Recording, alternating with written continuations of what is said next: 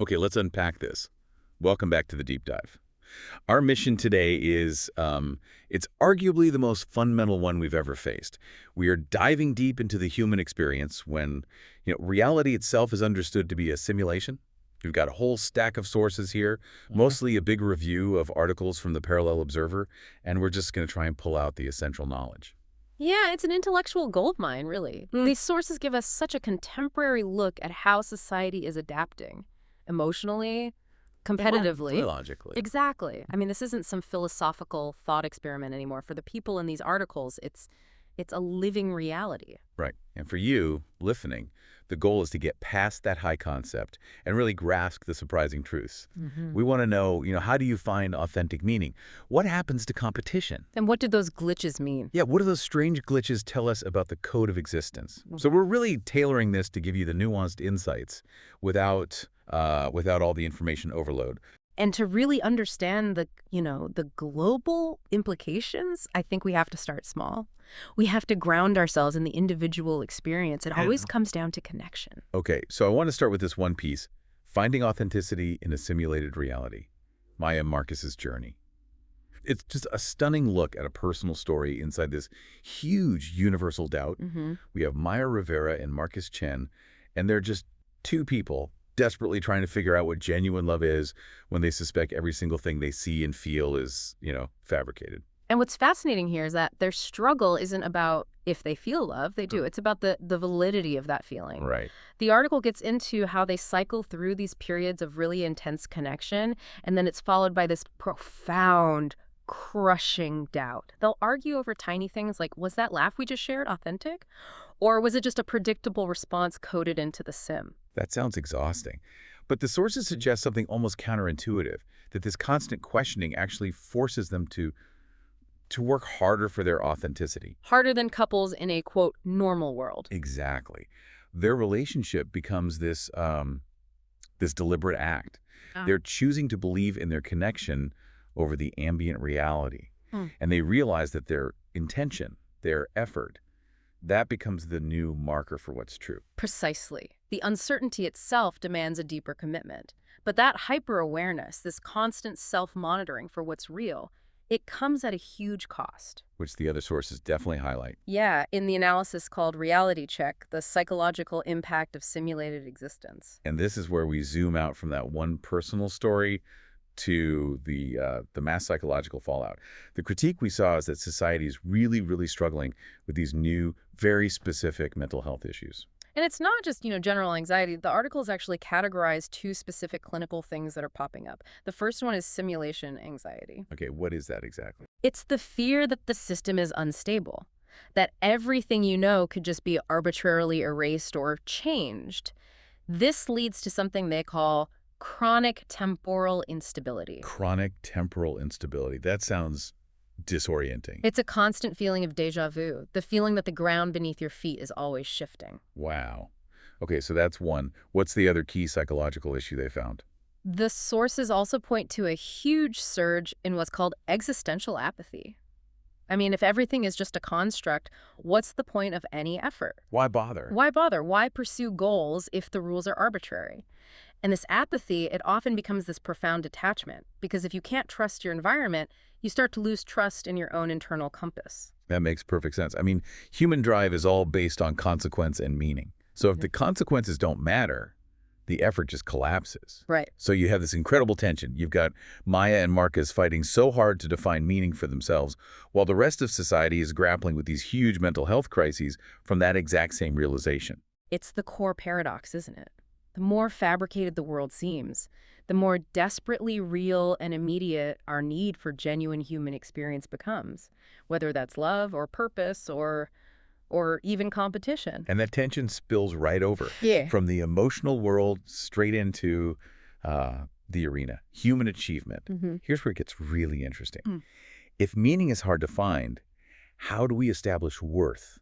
Let's talk about competition. This is where you see this rapid evolution of, formalized competitive structures.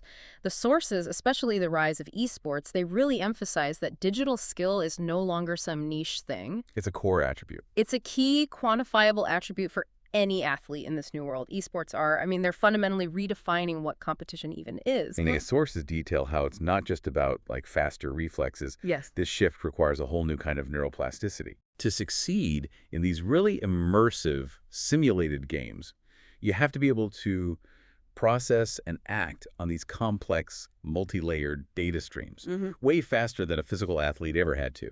It's bridging physical skill with this incredibly sophisticated virtual capability. And think about the fan engagement. That's totally changed too. Because the whole environment is simulated, viewers can often, jump right into the virtual space of the game. See it from the player's perspective. Sometimes, yeah, viewing the match through the athlete's own augmented senses. It just breaks down that wall between being a spectator and being a participant. Doesn't this rapid rise of digital competition sort of implicitly devalue traditional physical sports?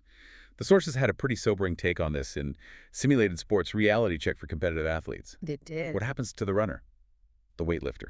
That article basically confirms it's an adapt or become obsolete scenario. Traditional sports have to incorporate technology, and not just for marketing. It has to be fundamental to their training, to their strategy, just to stay relevant. So you're seeing what? Like bio-integrated tech? Massive incorporation of it. To elevate physical endurance, sure, but also, and this is critical, for mental optimization. So a marathon runner is now using a constantly adjusting, like simulation-based training program that optimizes their muscle efficiency using predictive models. Exactly. It sounds incredible for performance, but it raises huge questions about what an athlete even is anymore. This raises an important question, and the sources spend a lot of time on it.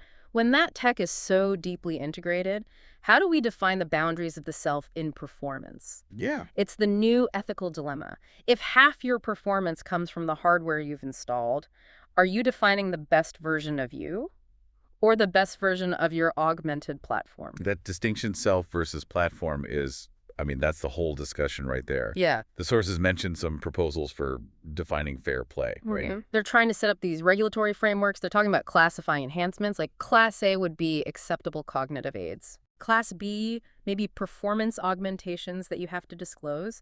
And then Class C would be things that are totally prohibited because they, fundamentally violate human physiology. It's all about governance, isn't it? If reality is manufactured, then the rules of the game have to be just as manufactured and explicit. Otherwise, the whole meaning just falls apart. Right. The competitive drive itself forces us to define what it means to be human right up against the technology. And if we're going to talk about the influence of tech, we have to talk about the actual infrastructure, the environment they're all competing in.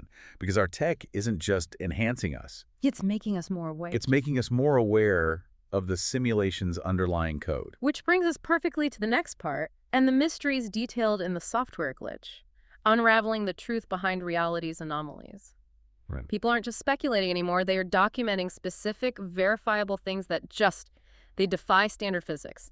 The anomalies, the glitches. Can you give us some tangible examples from the sources? Because this is where the skeptical part of the audience is going to lean in. What are people actually seeing? Okay, so the articles list several patterns. One that gets cited a lot is localized physics instability. So, for example, in a small contained area, gravity will just momentarily shift. You're kidding. Nope. Yeah. Objects will float for a second or fall at inconsistent rates. Another one is temporal loop recurrence. The time loops we mentioned earlier. Exactly. Where people experience a specific, say, 5-minute segment of time repeating itself spontaneously, sometimes hundreds of times. That's that chronic temporal instability we were talking about. So these aren't just feelings. These are reported, objective inconsistencies in the fabric of reality. Yes. And the idea is that observing these glitches, often with new high-res sensors or AR tools, might actually be revealing deeper layers of reality. It's heightening this collective awareness that there's a structure, a code, running underneath everything we see. It's the ultimate form of critical thinking. You're not questioning an idea. You're questioning the environment itself. And the ambiguity here is the most compelling part. Are these glitches just accidents? Coding errors the programmers missed? Yeah. Or, as some researchers in the sources are hypothesizing, are they intentional? Like debug mechanisms or adjustments built into the simulation to manage complexity or entropy? That's a huge difference in how you'd interpret it. That changes everything. If they're errors, the programmers are flawed. If they're intentional, the environment is being actively governed. How do the sources weigh those two possibilities? Do they lean one way? They don't land firmly on one side, but they do note that the patterns of the glitches, how they seem to happen more often during moments of high collective stress or big technological leaps, Ah, that seems to lean more toward the intentional management theory. It suggests there's a feedback loop between us, the population, and the simulation's own performance metrics. and when we connect this back to you, the learner, it just underscores that these technical cracks in the system are just as important as the emotional stories we build. Right. The struggle of Maya and Marcus to find real love, the drive of an athlete to find authentic performance. These human things are our best tools for interpreting the code. And if we connect this to the bigger picture, what we see across all these sources, it's not a society paralyzed by fear. It's one that's engaged in this constant, fervent reevaluation of everything. A reevaluation of identity. Society is defining its new identity in light of its perception of reality. And it's using technology as both the evidence of the simulation and the tool for introspection. And this is only going to get more urgent. The sources teased an upcoming article from the Parallel Observer, Navigating Wellness in a Simulated Reality, Yeah, I saw that. which seems to signal that the future focus isn't on solving the question of, is it real?